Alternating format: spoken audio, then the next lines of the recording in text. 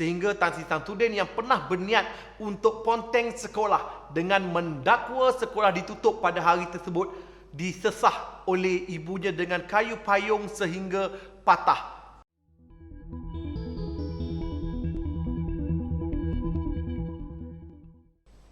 Hai, buku biografi atau memoir memang satu buku genre perjalanan hidup seseorang tokoh yang menarik untuk dibaca oleh seluruh rakyat.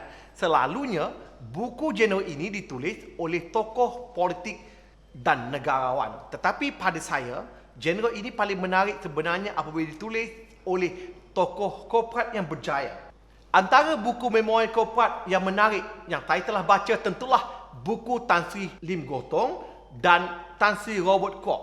Tetapi untuk hari ini, saya akan membuka buku terbaru memoir seorang tokoh korporat Bumiputera yang berjaya dan dikenali bukan berasaskan naungan politik, tetapi beliau membuktikan bahawa kesungguhan bertahun menghasilkan kejayaan, iaitu Tan Sri Samsudin Abdul Qadir, bertajuk Anak Seorang Driver, terbitan Institut Terjemahan dan Buku Negara ITBN. Saya teruja untuk membaca buku ini kerana pertamanya persamaan saya dengan penulis, iaitu bapa kami berdua adalah seorang driver ataupun pemandu. Tetapi sudah tentulah berbeza kerana bapa Samsudin adalah seorang driver ketika di zaman British, bukan di zaman moden seperti ayah saya. Dan kita sudah maklum, zaman British jawatan seorang pemandu dan driver itu adalah terlalu besar. Dalam keadaan tidak ramai orang boleh memandu dan sebahagian besar rakyat Malaysia waktu itu penduduknya bekerja dalam bidang pesawah ataupun perladangan. Ketika Tan Sri Samsudin memulakan Sapura Holding dengan mengambil keberkatan nama isterinya Puan Sri Siti Sapura Husin pada tahun 1975, dia berharap melalui kerja keras sudah mencukupi untuk membina perniagaan yang dapat menyara kehidupan mereka sekeluarga. Syarikat tersebut kemudian berkembang maju sehingga menjadi sesuatu yang di luar dugaannya, sebuah gegasi korporat bertaraf antarabangsa yang menjadikan beliau antara usahawan Melayu dan Bumiputera yang paling berjaya pernah dihasilkan di Malaysia. Hari ini, Sapura Holding mempunyai kepentingan dalam bidang-bidang yang penting seperti industri minyak dan gas, teknologi keselamatan, pembuatan automotif dan perkilangan. Tidak semua perniagaan beliau sebenarnya berjaya. Beliau juga pernah gagal seperti mana usahawan yang lain dalam perdagangan kosmetik, pembekalan bawang merah dan bawang putih serta limau Mandarin. Satu hal yang menarik tentang keluarga Tan Sri Samsudin diceritakan tentang bagaimana ibu dan bapanya sangat mementingkan pendidikan sehingga Tan Sri Samsudin yang pernah berniat untuk ponteng sekolah dengan mendakwa sekolah ditutup pada hari tersebut disesah oleh ibunya dengan kayu payung sehingga patah. Pengalaman melihat kemarahan ibunya menjadikan beliau sangat serik dan insaf tentang kepentingan pendidikan dalam mengubah kehidupan. Kehidupan awal beliau juga tidak pernah memberikan bayangan tentang apa yang bakal berlaku kemudian.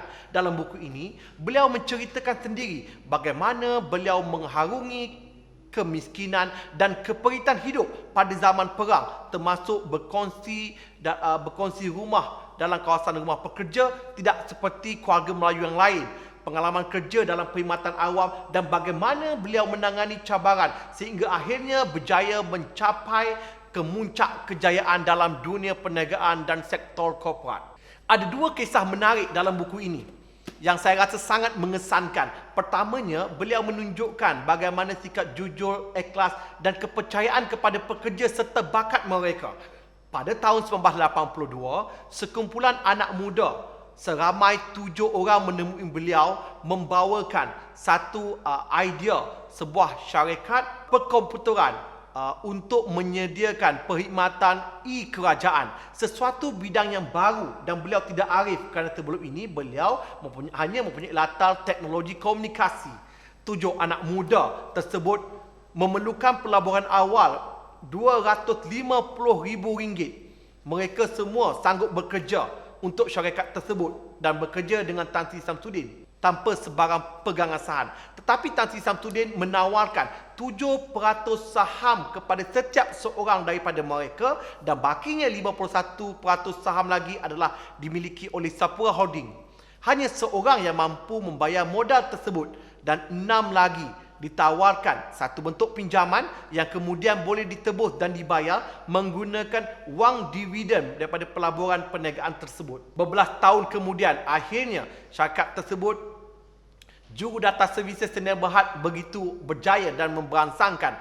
Dan bebelas tahun kemudian juga, salah seorang anak muda tersebut, Datuk Anwar Othman, kemudian berhenti kerja dan mahu menjual 7% sahamnya pada harga pasaran lebih kurang RM100,000. Tetapi Samsudin tidak bersetuju dan beliau menawarkan untuk menyimpan saham tersebut dan hanya akan menjualnya pada masa yang sesuai. Pada hujung tahun 1990-an, Sapura diapungkan dan menjadi syarikat penyenaraian awam yang begitu laris mendapat permintaan. Saham Anwar dijual dan beliau mendapat durian runtuh sebanyak 2.5 juta. Begitu juga layanan Tan Sri Samsudin kepada pekerjanya tidak seperti hubungan majikan pekerja yang klasik. Sebaliknya, beliau menanggapi pekerja sebagai rakan kongsi yang sebenar.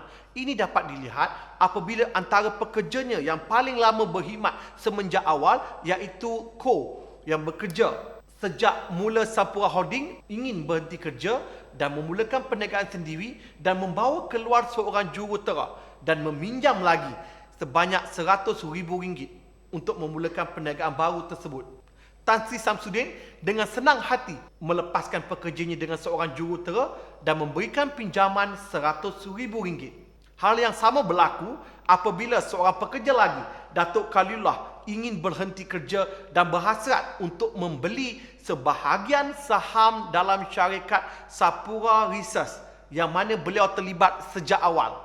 Sebaliknya, Tan Sri Samsudin menawarkan untuk penjualan sepenuhnya walaupun diminta hanya sebahagian sahaja kerana beliau beranggapan beliau berprinsip tidak mahu memiliki separuh daripada saham dalam keadaan beliau tidak berbuat apa-apa. Oleh itu, tidaklah menghairankan apabila sebahagian besar pengurus pengasas pekerja yang kanan yang kebanyakan ada pekerja terbaik, mereka berhenti kerja bukan kerana ditawarkan tawaran gaji lebih baik daripada syarikat lain. Sebaliknya, kebanyakan berhenti kerja untuk memulakan perniagaan sendiri sebagaimana mentor mereka Tan Sri Samsudin, dan paling contoh yang paling berjaya ialah Datuk Anwar Othman yang berhenti dan menyertai Tan Sri Halim Saad menjayakan projek Lebuh Raya Utara Selatan Plus, iaitu projek lebuh raya pertama negara. Kisah kedua ialah tentang bagaimana menjadi majikan yang bertanggungjawab. Ketika berlaku kegawatan ekonomi tahun 1985, berikutan kejatuhan harga komoditi,